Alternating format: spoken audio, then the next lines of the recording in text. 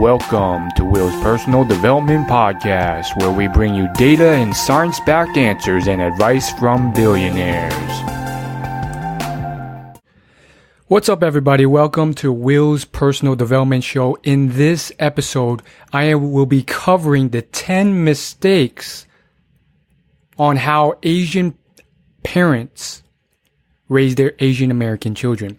I think that whether or not you're Asian yourself, you can learn a lot about success through what I'm going to show with you around how Asian immigrant parents raise their Asian American children. There's stuff that they do well. There's stuff that they do not so well, actually really bad, that I only learned by growing up and cross-referencing what they taught, how I observed that whole population, which I'm very familiar with, to teach their children, and then cross-referencing that with how the world's most successful people were brought up, how they think, and how they view things. There are certain things, hint, the education system, that they do partially right, but partially wrong.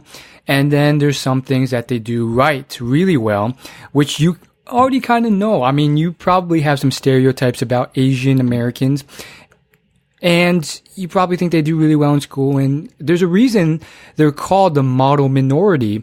That's a stereotype that is placed on them because, you know, they do well in school. They get high upper class jobs usually as doctors, lawyers, engineers, and they're very agreeable. They don't confront people. They don't really argue. They don't do drugs. They don't drink. They don't smoke. And so these are stereotypes that aren't always true. You know, there's the Asian who has tattoos and rebellious and who dropped out of school and smokes. But generally speaking, on average, there's more truth to that general statement. So with each of these mistakes, I want to kind of point to a good thing first. So the first big mistake that they make, and it is a mistake, I put air quotes because I think it's partially a mistake, but partially like they do some good in it, but that doesn't, forgive them of the mistake that make is that they think long term, but only long term. Now, contrast this to other cultures or people. I see a lot of young people, a lot of social media influencers who are very short-term focused, or just people in general. People in college and high school, they're just thinking about partying it up, screwing grades, and just thinking about why haven't they hit it rich by 25 years of age. It's very short-term focus. And if they do hit it rich, which some of these influencers do, they're smoking, they're partying, they're doing hard drugs, cocaine, or if they're not doing drugs, they're just blowing all their money. There's a reason why all these celebrities, Mike Tyson, 50 Cent, are going bankrupt even though they make millions of dollars because they don't manage their money and they spend more than they make. So it's very short-term focus, and fortunately there's Gary Vaynerchuk, who is very popular now on social media. He has millions of followers, this entrepreneur guy who is influencing so many youngsters and telling them to be more long-term focused. This is something that Asians already understand really well. They're willing to sacrifice for decades until they're 30 or 35, pay off that medical school loan, that tuition loan, and only once they're in their late 30s really start making good money and starting to enjoy life. Before that, they're sacrificing. Their parents tell them to sacrifice. They get it. They understand it. And they're breaking it down and hustling. The problem with this is that sometimes they hate their jobs. They hate their passion. And this is something that Gary understands really well, how important being passionate about what you do. But for the Asian culture, the parents, they're like, screw passion. Just find what makes the money. I don't care if you like being a doctor or lawyer. You're becoming a doctor. In fact, I decided before you were born. Second mistake that Asian parents make is that they pressure their child into a profession. Now this goes along with hand in hand with what they're passionate about. And I mentioned I was going to do, point to a little bit of good along with the bad. So, I still think this is a big mistake, but the small part, and this doesn't forgive them for it, but the small part that they do well is that they actually kind of instill and influence very subtly to the point where the child believes himself that this is their passion. I've talked to so many Asians my age who are going to be doctors or are in med school now or some similar theme. And it's shocking. It really is shocking, like how 99% of them, I'm like, is this really what you're passionate about? And they're like, yeah, I'm convinced this is. There's nothing to do with my parents. And I'm like, really? Because I mean, I don't say this because I don't want to be rude, but in my head, I'm like, really? Because like there's a ridiculously large percentage of Asians who want to be doctors, and I don't think it's normal. I think it's abnormally high. Are you sure there's no influence there? So I think they've convinced themselves to the point where like some of them will get angry at you if you try and call them out on it. I think it's very ingenious. It's a bit of inception there. But I think in your heart, and this is why I'm not like, I took the MCATs. I was on that path. My mom like was destined, or she really wanted to be a doctor because a misdiagnosis caused her grandmother's death, and she was very close with her grandmother. So she felt like it was my job to kind of take that on and fulfill her dream. But like in my heart, like even though I thought I really wanted to do this, you know, in your heart, at some point you're like, man, I really hate studying 50 pages of this textbook every day and memorizing all of it. Your heart knows deep down. So, some Asians just kind of close that off. You can't do that. And I think the reason I say that there's some good in the fact that they do this is because I read the book Peak by, I think his name's, I have the book here, Anders Ericsson. And this guy is probably the foremost expert in terms of scientific research on success. I mean, he spent decades studying in person some of the world's top Olympians and so forth. Just released this new book called Peak, and one of the points in it is that like, sometimes like you can hate what you do. Like he studies some of the world's top spelling bee competitors in the nation, and he found out that like all of them hated practicing. They just hated it, but they did it because they knew they had to win. So I found that fascinating. I think, you know, those are exceptions to the rule. He poses an interesting, controversial point, but I think for the most part, people still are very passionate. The most successful I've studied are very passionate and love what they do. It's not because they kind of like trick themselves to be, like Anders kind of explains in the book. Like he also points to like some pianists and violinists who are the same way. But overall, I mean, if you look at the people who really are winning at life, most of them truly, truly, truly love what they do. I mean, why wouldn't you? Like Will Smith, he has to be an actor and fight supernatural aliens and zombies and robots. That's fun. So number 3, the third mistake they make is they expect too much out of their children. I want to pair this with something that they do good, because each time you criticize, you want to praise too. So what they do good is that they actually expect a certain amount from their children. You know, there's other parents I've seen that they don't expect anything, and their child just goes off the rails, and, you know, their life just crumbles. I was reading Kevin Hart's book, I can't make this up. And I actually, no, it was from an interview he did promoting the book with, Patrick, Bet David. And he said in it that, his older brother had no rules. Like his mom let him do anything. And this guy ended up in jail as like a drug addict and like all this crime and screwed up. Yet Kevin Hart is this like, actor, comedian who's worth over $150 million, supposedly, as reported. So Kevin said that the difference was that after his older brother screwed up, his mom started imposing some rules on him. Now, the problem with Asian immigrant parents is that they impose too many rules, so much so that, the child is just so constricted and in a cage that they want to rebel, that they stop listening, that they feel pressured and anxious, and more so than anything, resentful for all that pressure. They expect so much, and, you know, it plays on a child's tendency for validation seeking in a parent. But sometimes some Asian parents exploit that too much, causes burnout, tragedy, pain, or broken relationships with their parents. So that was number 3. Number 4 is they underpraise and under-reward. This kind of goes with the last one. Now, what they do really well, again, I want to praise before I criticize. What they do well that's related to this is that they actually like have somehow implemented like this strict regimen where it's very clear, and from experience, it's just kind of like how they set the protocol, as you're young. So you kind of just take it for granted as the norm before you realize that your other white or Hispanic classmates aren't similar, but they kind of set this protocol that like this severe level of work ethic and like this, this is what you need to do to get good grades to please your parents, that it's built into the system. So they have some level of really building in that work ethic or that ability to like really study hard.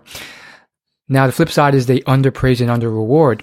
Now, if you study any type of dog training, parenting, or any other type of raising of a child or pet, research shows that positive rewarding, positive conditioning is so much more powerful than negative conditioning. But no one seems to have told the entire Asian immigrant generation before us about this, because they don't praise, they don't reward. If they do, it's very little, generally speaking. And it's all about, negative conditioning. If you get straight A's, you don't even get a reaction sometimes. They're like, good. If you fail them at that, they get angry. Some of them might beat you. Some of them might just get like rage at you, scream at you, yell at you, shame you, lock you out of the house, punish you in some way. And it's very disproportionate and, not very motivating. After the third time that's happened, you're like, what's the point of this? Like, I'll get good grades, but like your expectations just drop to nothing. You're like, I know I'm not going to get any praise. And I've seen some children where it's gotten so bad that, it's just about, like I knew this guy in college, it was just about avoiding disappointment. That's all the relationship was with his father. It was just like, I'll never really be seen as someone he really cares about or is proud about or really loves. It's just about deep disappointment and, at least doing whatever I could to negate that disappointment somewhat. I would never negate it all, just somewhat. And, becoming more empathetic. So I've become more empathetic and understanding of that generation's plight and way of parenting. It's just kind of like built into that immigrant culture, and I can understand. I've just talked to them a lot and been more empathetic rather than resentful. And I want to say their behavior or methods are the most optimal. They're good. They're good, but not great. However, their intentions are good. And so this isn't like absolving them of it. Like plenty of evil people had good intentions, but bad execution. However, their intentions at the least are good. Like they think that like they love their children usually, and they want their children to do the best so that their children can, live the happiest life that they can. And sometimes they're a bit more selfish and they're like, so that their children can help me live a happier life when they're rich. But their intentions are generally like good-hearted. They like want you to have a happy life. However, their execution is sometimes horrible. Like they cause all this suffering and unhappiness in their child. Like their sometimes flawed reasoning is like, I'm going to show extreme disappointment and dislike for my child, and that's going to motivate him to work much harder and succeed. And then I can be happy, and then he can be happy, and then I can be proud of him. And it never happens. They work really hard. They try really hard, but some of them are just not suited for academic success, or they just weren't taught the right principles, and they fail. And it's just year after year of disappointment, all the way from 5 years old to 25. And at that point, that child's whole adult life and child life is seen as you being this horrific, looming disappointment figure, and it's very dark and disgusting. So there's a whole spectrum, and you can't label one Asian American student as the whole spectrum, but generally speaking, there is that there. I've seen those who have had it worse than me by a good amount, and those who have had it better than me as well. So that was number 4. Number 5 is they over criticize and over punish. So kind of the same thing. The under praise and under reward one was just kind of the neglect of the sheer amount of potential they could have to really motivate people and let them win. If you study like Richard Branson's life, he's written like 5 books on his life already. If you read Getting There and study all these successful people like Sarah Blakely, all these billionaires, or Warren Buffett, you'll find that praise was central. Same thing with Gary Vaynerchuk or a lot of others. Praise was essential to how they raised that child. Sarah Blakely, every dinner, her parents would ask her, "What did you fail at today?" And she would think of something that she tested and failed, which was good because for her parents, it meant that she tried something new and she failed, which means that she can improve and iterate and succeed.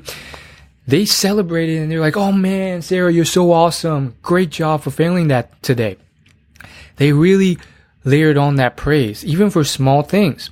Not so much that like you become narcissistic, but like when you do something that is actually like decently good, even if it's a small thing, it at least tweaks your mindset to realize what's good and bad.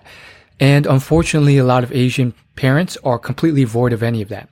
Over criticize and over punish, same type of thing really, but it's more so focused on, over criticizing, over punishing. When you have such a harsh amount of punishment, the child just gets that imprinted in your mind that, your parent is associated with negativity, with pain, with suffering, with bad times, and it becomes a dictatorship, an authoritarian, communist regimen in a way where your parent is this figure that rules out of fear. Their power is fear, and you're never sure whether the next rage attack will occur, the next physical attack will occur, or what they'll take away from you because of something you tried really hard to do, but sometimes failed. And I think they don't really emphasize the limits of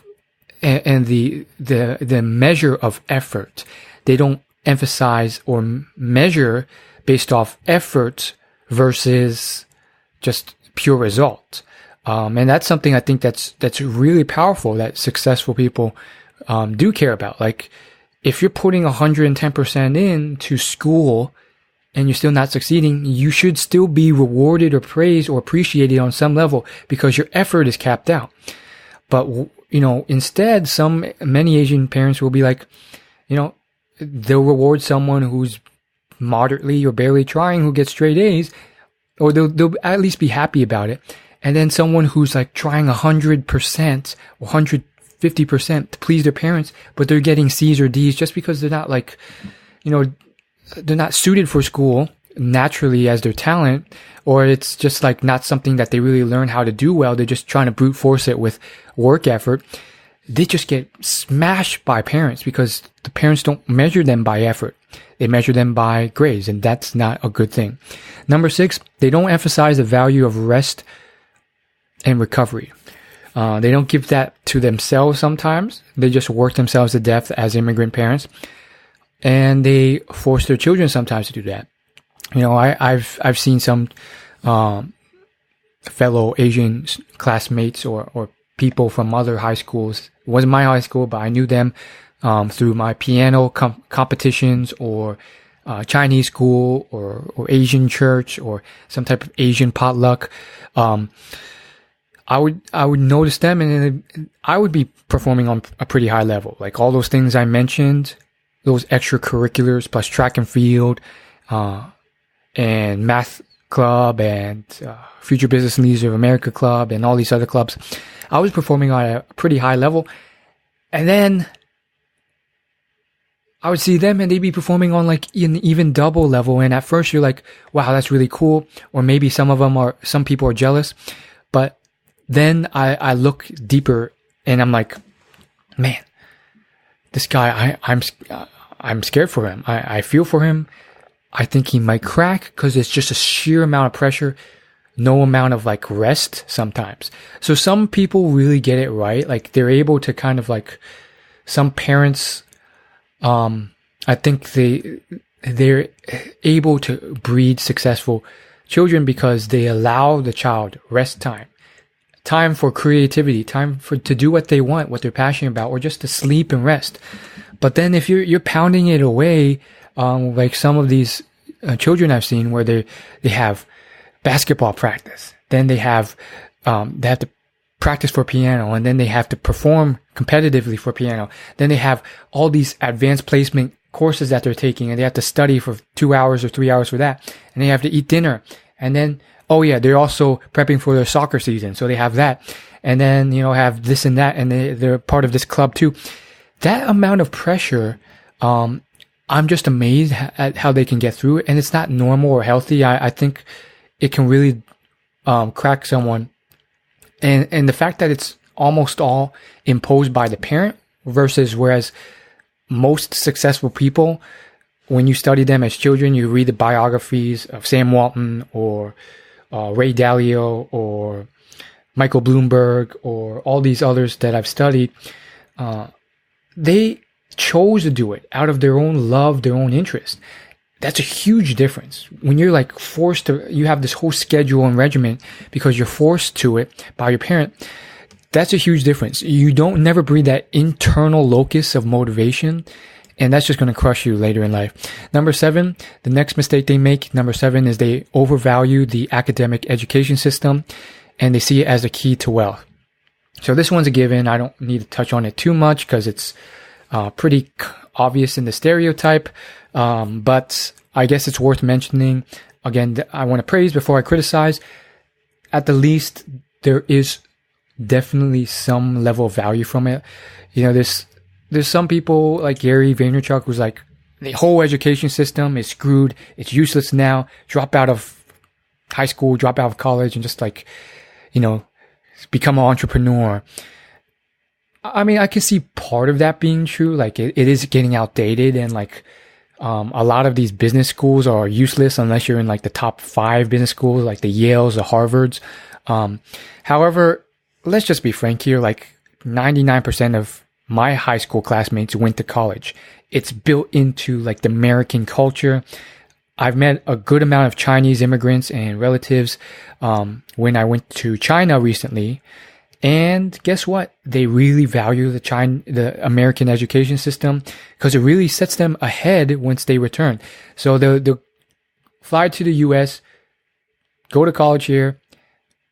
A good portion of them, most of them will fly back, and it kind of like gives them that ability to get a job versus all that competition. So I think there's definitely some use to it still.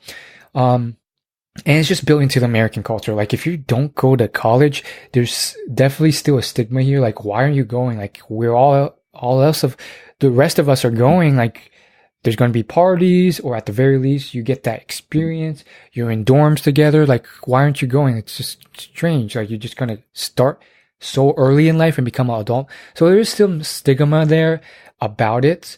Is it truly justified from a pure academic and skill set? No, like it's not.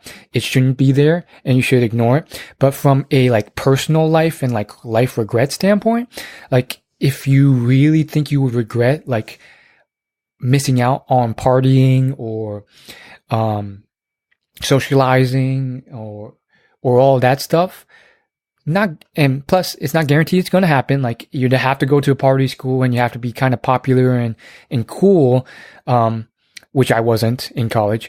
Then maybe you should still consider going to American culture, and maybe that stigma is worth it. So there's definitely still some value in that sense, and also there's value in the sense that it really like is necessary for any type of specialized education or job title, which is what Asian parents are going for their child.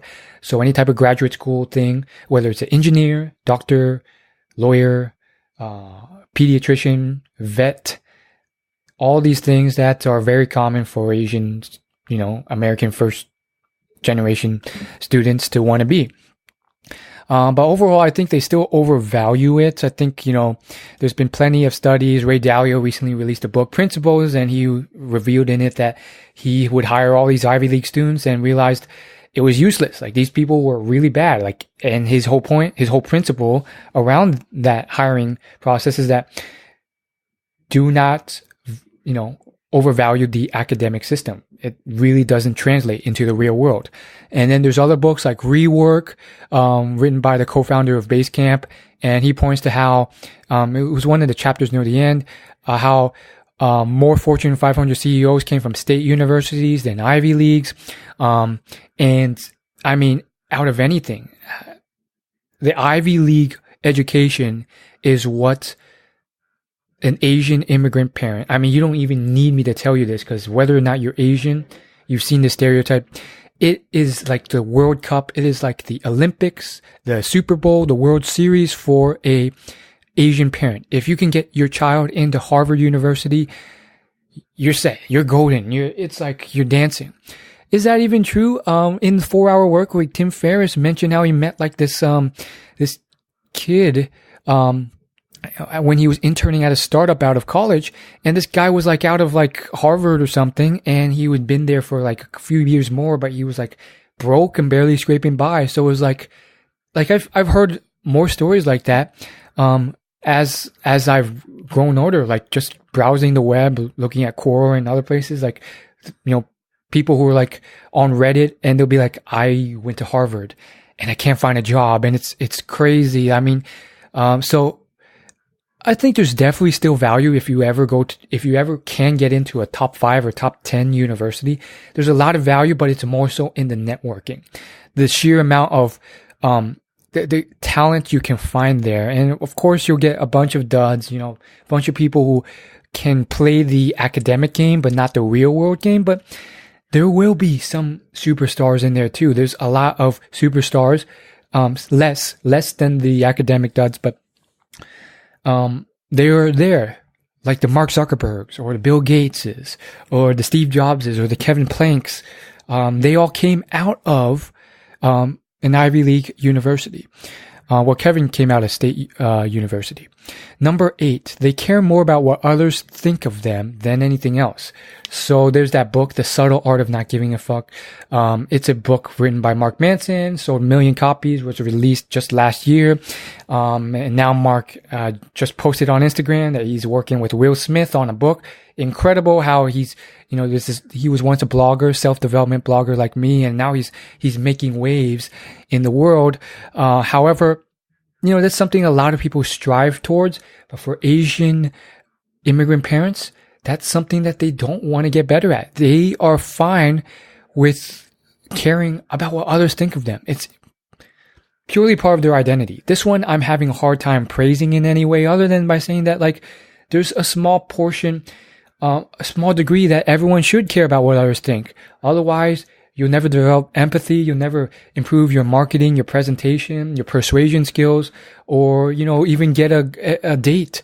So there is some value to that, but they just, if you're not familiar, like Asian mothers, but fathers too, like they really care about showing off, to their friends, their other Asian mom friends, how my son just got into Harvard or Yale, or how my son just got into, they love talking about getting into one of those top 3 or top 5 tech companies. My son works for Amazon or Google, or, my son works for Facebook, or my daughter works for Facebook, or, eBay or something. Well, eBay's kind of dying now. They've kind of lost interest in eBay, but you get the point. Or they will talk about how if you're still younger, if you're a younger child, they'll brag about how my son just won first place in the, state violin competition or something like that. It's a bit random, and a bit too superficial. Like they care so much about what others think of them, and it's not good for your self-esteem. Like self-esteem, as Will Smith says, is about the self. If it's just about others, you'll never be happy. You're giving the remote control of your happiness to others. Will Smith did a whole Instagram video on this a few months ago. And if you base your self-esteem on others, not only are you giving the remote control of your happiness to whatever others feel like that day, you're also kind of basing your self-validation on what he equates to looking through a cracked mirror at yourself. You get this very distorted picture of who you are. So I think that's really bad for sustained happiness and just self-love of yourself, which will cause all sorts of problems with your identity and confidence later on. However, on top of that, it's something that causes you to have many issues with business decisions or career decisions. Warren Buffett has a concept he always talks about when he visits business students at his lectures. It's inner versus outer scorecard. Inner scorecard is something, as implied, based off what you care about, what you achieve.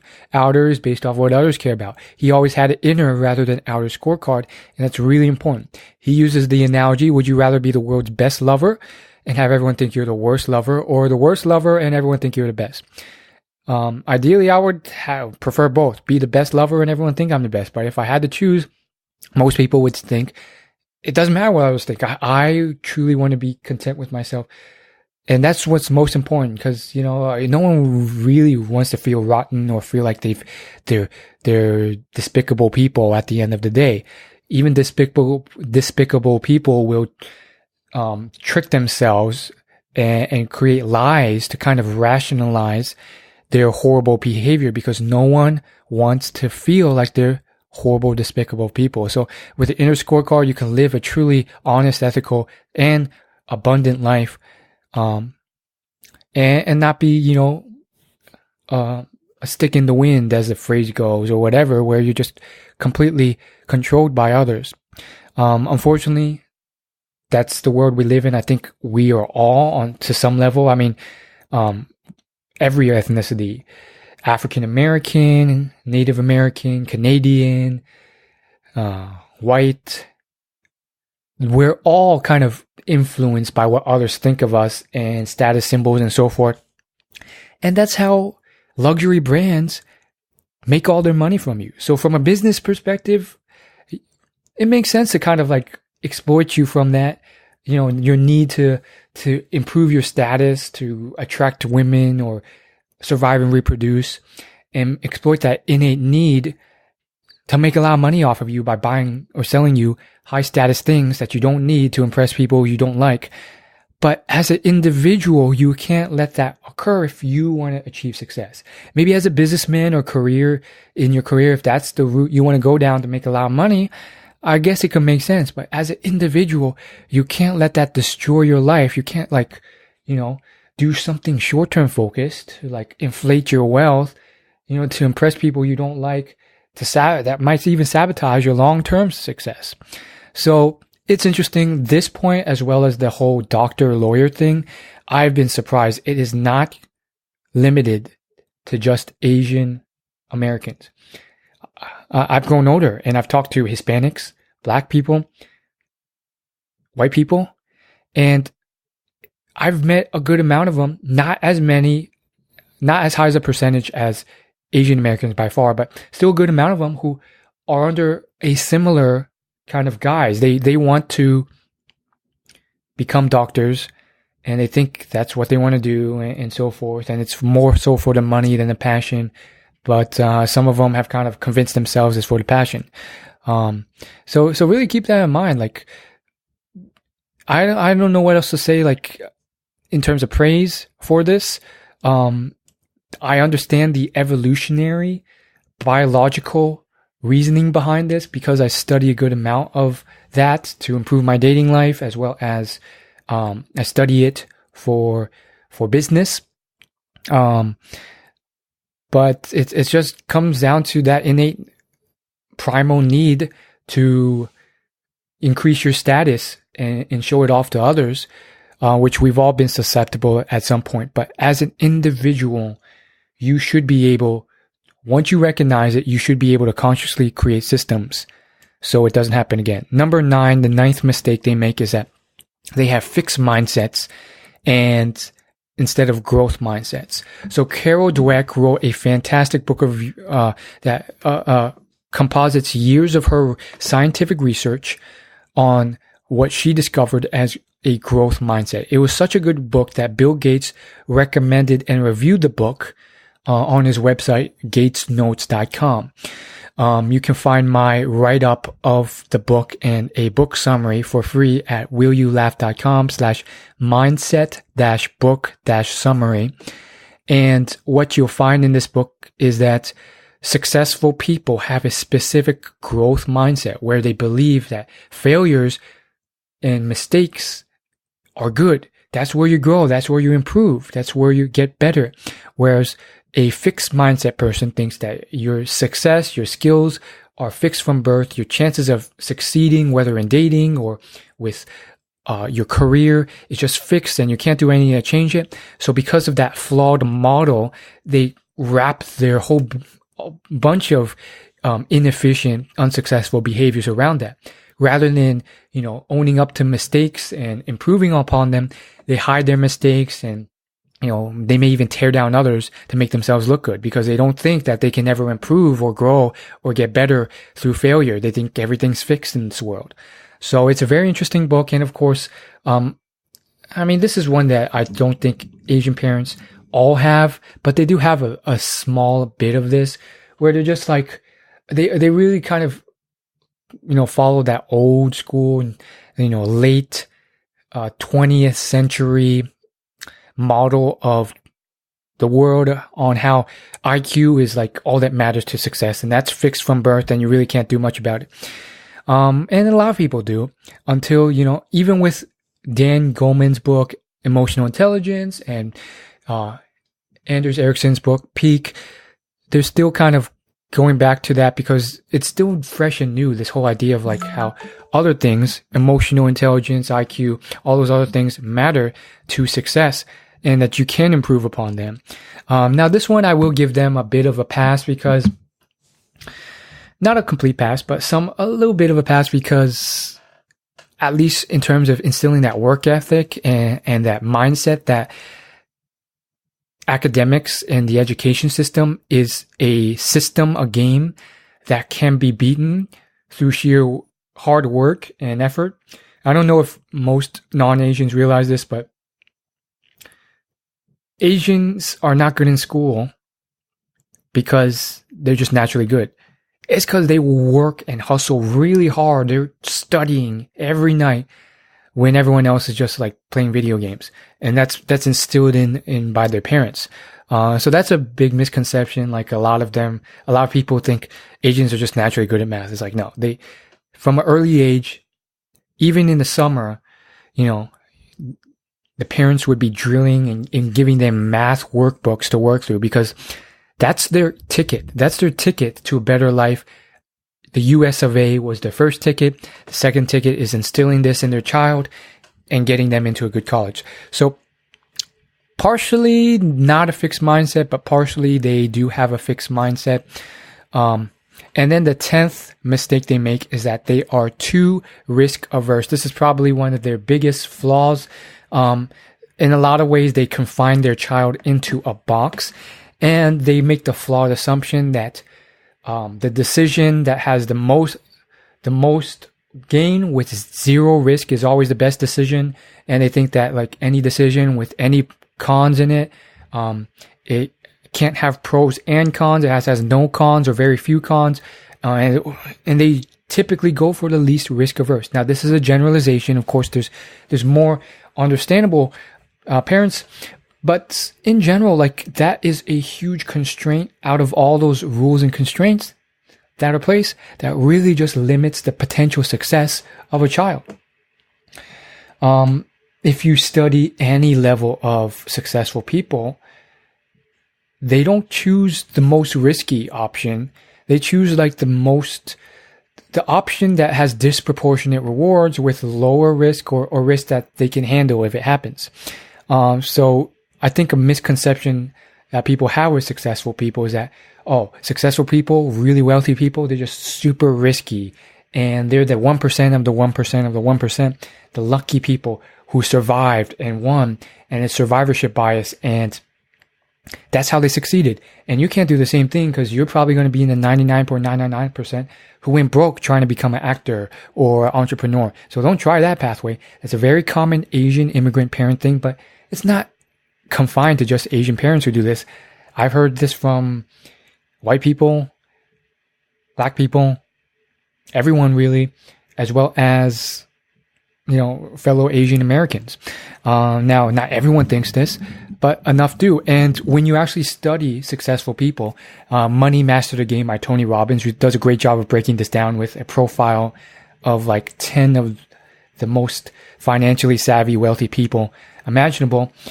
But if you read Richard Branson's books, another great example, like this guy, everyone thinks he is this rebellious, risky, the most risky entrepreneur who just happened to luck out and succeed and become a billionaire. In reality, you study his life and what does he do? He doesn't take the most risky option. He never does that. In fact, when he's starting a business, and if you don't believe me, you can even look this up online. There's plenty of video interviews of him where he explains this. He looks to minimize risk as much as possible when he's starting up, but not so much that he doesn't even get going. Like, it's not like, oh, entrepreneurship is so risky, I'm not even going to start it and just be a good, smart Asian child and please my parents. It's like, I'm going to start this. I'm passionate about this, but because the upside is tremendous. I know there's a good ton of downside, a good amount of risk. I could go bankrupt. I could get broke with all this money I put in. I'm going to do a lot to minimize that risk and minimize the chances of like severe devastation or remove it completely off the table. So I'll still end up well off or decently, modestly well off if it all goes crappy. How did he manage this? His venture into the airline industry is the most popular, famous example. When he started, he worked out a deal with Boeing purposefully where he could lease the entire, like a few fleets of like these huge airplanes. And if it didn't work out, if his business wasn't working out within a year, he could return those jets at no cost to him. And so his entire startup cost was removed just by being smart and creative. And he worked out this tremendous deal with them, which, was just, I wouldn't say it took too much effort. He was just like one of the only few who even considered doing that. And so not only did he get through that tremendous startup cost that it takes to like start and get into an airline business, like you have to buy an airplane. He didn't have to pay that. He had this backdoor option if the business didn't succeed after the first year. And on top of that, he's playing in an industry where there's very little competition and much higher chance of success and wealth because of the huge barrier to entry of that huge startup cost being, for people to start in that industry. So he was so masterful. And guess what? After the first year, he was doing really well. He did not have to go bankrupt. Virgin Airlines is still around now and still respected by many consumers. So I can talk about this a lot. And Asian parents are not all bad. Overall, I am proud to be Asian, and I'm happy that they did instill in me some great qualities: work ethic, focus, the ability, the belief that I can, grow to some extent with a growth mindset.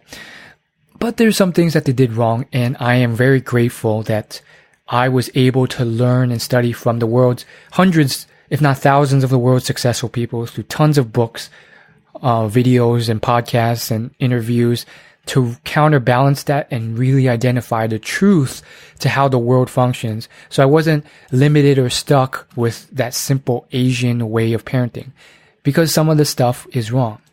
I do think that they get some stuff right. That long-term focus is really important. And I think many people just don't do that. But they really need to focus more on passion too. Do something you're passionate about that you enjoy and let your child do that. And not be so rigid with it and just like almost, I wouldn't say they threaten disownment if you do, join a circus or anything, but they do get really disappointed, and that's really unfortunate. Some Asian professionals, I was watching, I'm a big fan of Ramit Sethi and his massive blog that gets millions of views. I Will Teach You to Be Rich, about one of his courses, Dream Job. And in one of the video case studies, he was interviewing one of his students, this young Asian, young millennial Asian girl in the workforce.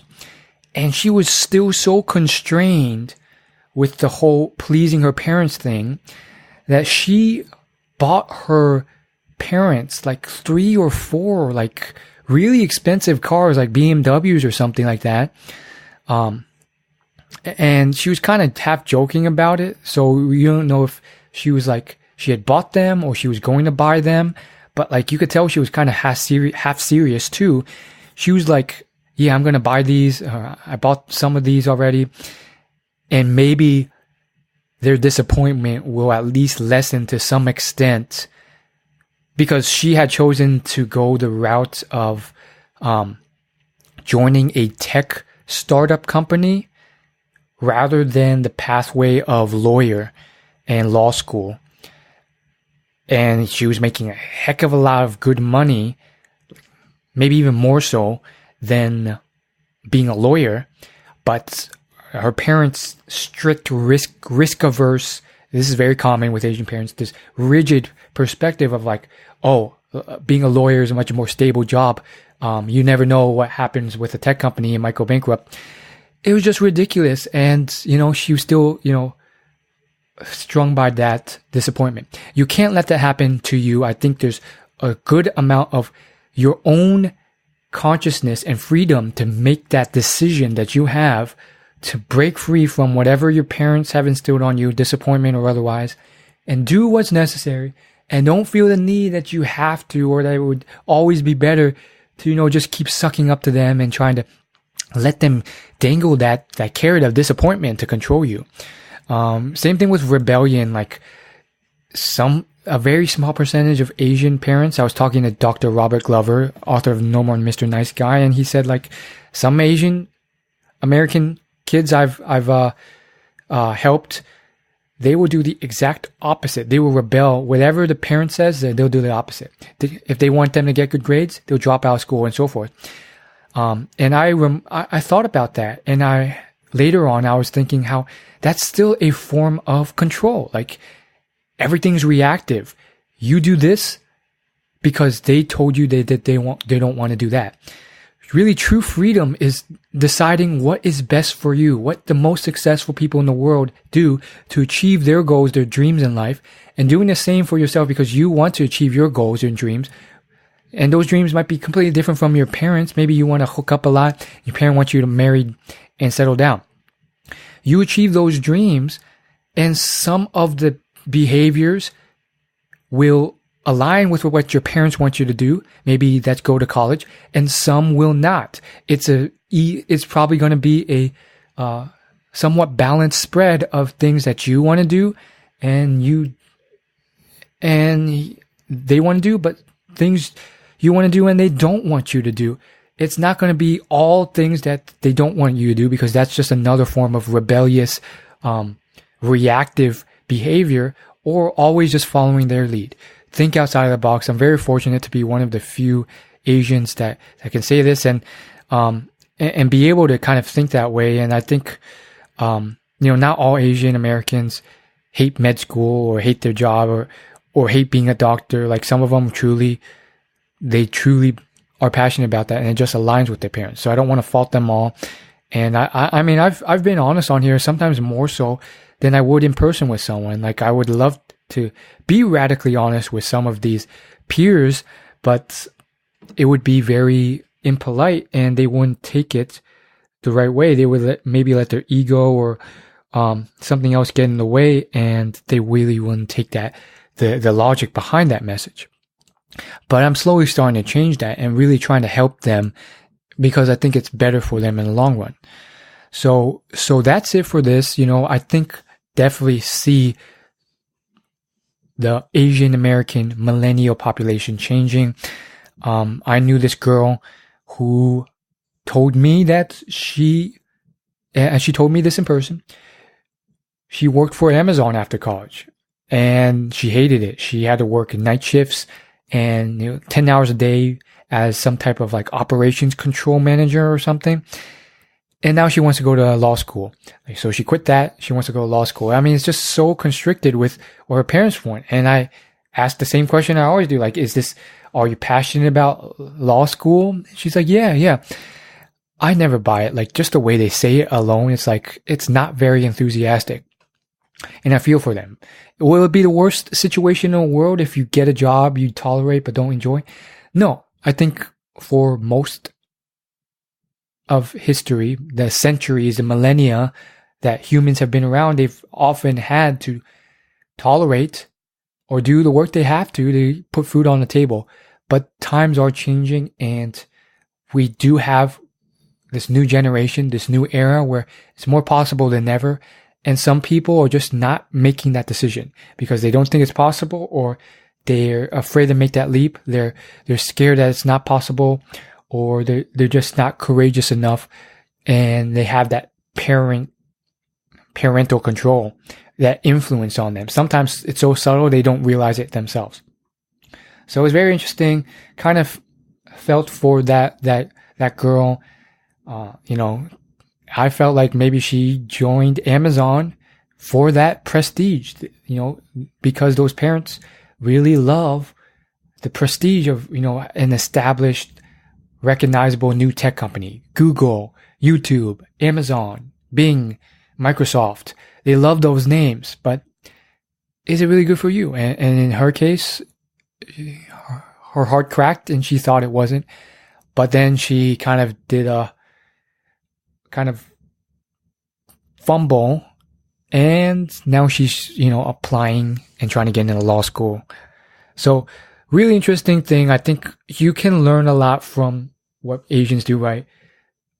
They're still really well off and successful, generally speaking. I mean, not all of them. Many are still struggling, or, barely making ends meet, running a Chinese restaurant or something like that. But many are still up there. They're engineers, they're doctors, they're programmers, they're consultants, they're sales executives. There's branching out. Some of them are becoming YouTubers, dancers, musicians, singers. Slowly but surely, things are changing for the better. And I think at the least we're heading in the right direction. If we can increase the rate, because if it's too slow of a rate, we may never get there. If we can increase that speed so that we can all live a life that is more fulfilling, happy, passionate, and a life of our dreams, we can all, raise that consciousness of ourselves and succeed. I think that will be for the better. So really think that through. How does this apply to you? What can you learn from Asians? Maybe there's certain regimens that you can adopt when in your parenting style. And then there's stuff that you really should avoid that I've mentioned that you shouldn't do to your parent. Maybe add more positive reinforcement, not as much negative reinforcement, but instill that long-term outlook. I think that's really important. Like the fact that in the last century, thanks to antibiotics mainly, we've literally almost doubled our lifespan, yet we still live as if we're going to die by the time we're 20 or 30 or 40. It really cripples our ability to succeed. If you can think long term, which a lot of Asians can, so that's something you can adopt, you will just do wonders. From a compound interest standpoint alone, you can potentially make millions if you save and invest it in a Roth IRA. I've done previous podcasts talking about that. But on top of a pure monetary standpoint, there's the mind space, the social capital, the social value, the branding, all of this stuff that can compound if you are positive, you're honest, you do the right thing, and you let it compound and grow and build over the next 40 to 80 to 100 years of your life.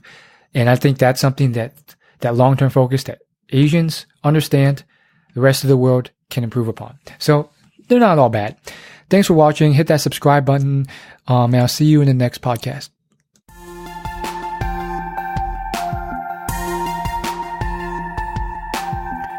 Thank you for listening to Will's Personal Development Podcast.